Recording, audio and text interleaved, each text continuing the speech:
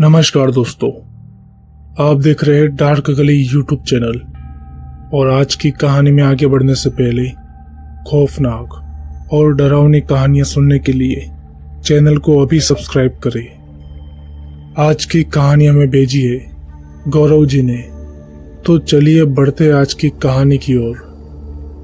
कहानी में आगे बढ़ने से पहले अगर आपने अभी तक डार्क गली यूट्यूब चैनल को सब्सक्राइब नहीं किया है तो अभी सब्सक्राइब करें और साथ ही बेल आइकन को भी प्रेस करें।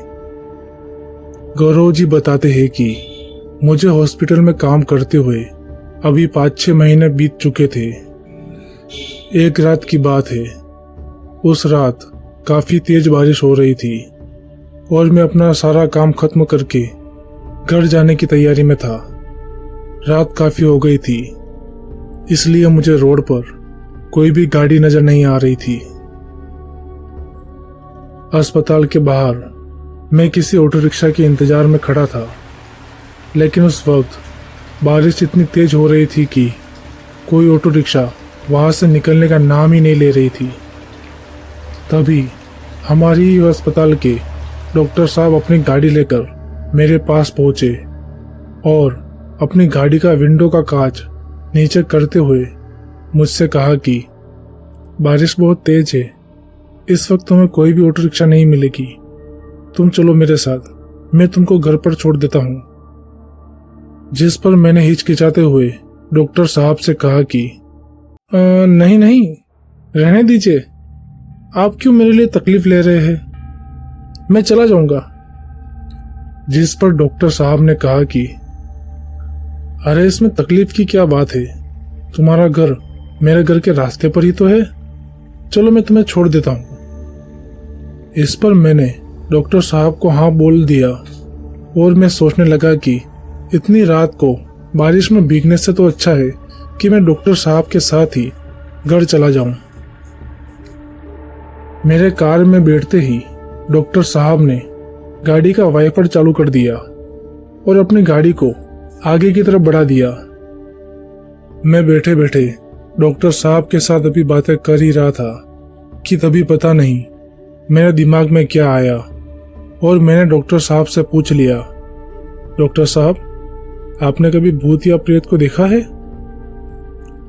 जिसे सुनकर डॉक्टर साहब के चेहरे पर एक हल्की सी मुस्कान आ गई। उसी मुस्कान के साथ में डॉक्टर साहब ने एक कहानी की शुरुआत की जो उनके साथ घटी थी। कहानी को शुरू करते हुए डॉक्टर साहब ने बताया कि वो ऐसी ही बरसाती रात थी और उस रात अस्पताल में काफी ज्यादा काम था, जिस वजह से मुझे घर जाने में काफी देर हो गई थी।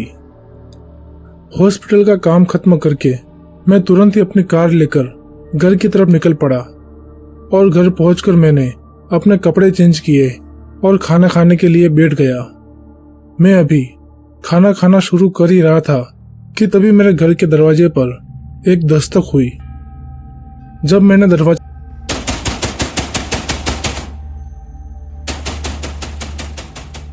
खोला तो मैंने पाया कि वहां पर एक लड़की थी और देखने में उसकी उम्र 19-20 साल की लग रही थी। उस लड़की ने मुझसे कहा कि उसकी माँ की तबीयत काफी ज्यादा खराब है और इसलिए वो मुझे ले जाने आई है। इस पर मैंने हिचकिचाते हुए उस लड़की से कहा कि देखिए, आप कल सुबह आ जाना, मैं कल सुबह आपकी माँ का इलाज कर दूंगा। इस पर वो लड़की जोर जोर से रोने लगी।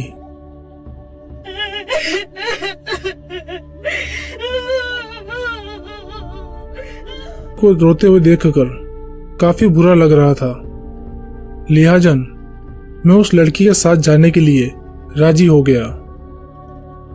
मैं अपनी कार में उस लड़की को बिठाकर उस लड़की के बताए रास्ते पर गाड़ी को आगे की तरफ बढ़ाया जा रहा था। अभी भी बारिश काफी तेज थी। वो लड़की जो रास्ता बता रही थी वो काफी ज्यादा कच्चा और सुनसान था और रोड पर पानी भर जाने की वजह से नालों और खड्डों का पता नहीं चल रहा था। रास्ता बताते हुए उस लड़की ने मुझसे कहा कि दरअसल उस लड़की के गांव में दूसरा कोई भी डॉक्टर नहीं है, जिस वजह से वो मुझे इतनी दूर लेने आई है। उन कच्चे रास्तों का पार करने के बाद मेरी गाड़ी एक छोटे से गांव में दाखिल हुई। उसके बाद उस लड़की ने मेरी गाड़ी को एक छोटे से मकान के बाहर रुकवा दिया और नीचे उतर गई। जब मैं उस घर में दाखिल हुआ तो मैंने पाया कि एक बूढ़ी औरत बिस्तर पर लेटे हुए बुरी तरह से रो रही थी। मैंने उन्हें चेक किया तो उन्हें काफी तेज बुखार था और उनकी धड़कनें भी काफी तेज चल रही थी। इसके बाद मैंने उन्हें एक इंजेक्शन दे दिया और कुछ दवाइयाँ भी दे दी, जिस वजह से उनकी तबीयत में काफी सुधार आया। फिर मैंने उनसे कहा कि वो तो अच्छा हुआ कि आपकी बेटी मुझे लेने आ गई, वरना आज कुछ भी हो सकता था। जिस पर हैरान होते हुए उस औरत ने मुझसे कहा कि डॉक्टर साहब, आप किस बेटी की बात कर रहे हैं? मेरी बेटी को मरे तो 6 महीने बीत चुके हैं। वो देखिए, आपके पीछे वाली दीवार पर उसकी फोटो भी लगी है। मैंने जब पीछे पलटकर देखा तो ये वही लड़की की तस्वीर थी जो मुझे यहाँ तक लेकर आई थी। मैं पूरी तरह से हैरान था और परेशान हो चुका था।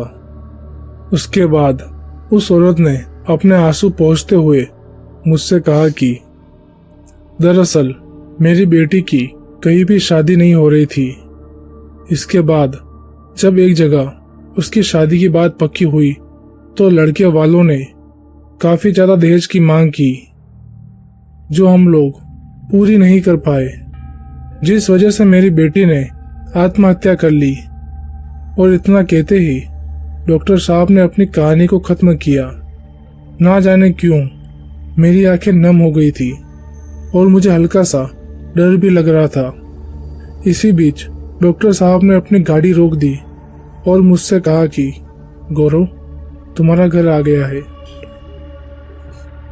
तो दोस्तों, आज की कहानी में बस इतना ही।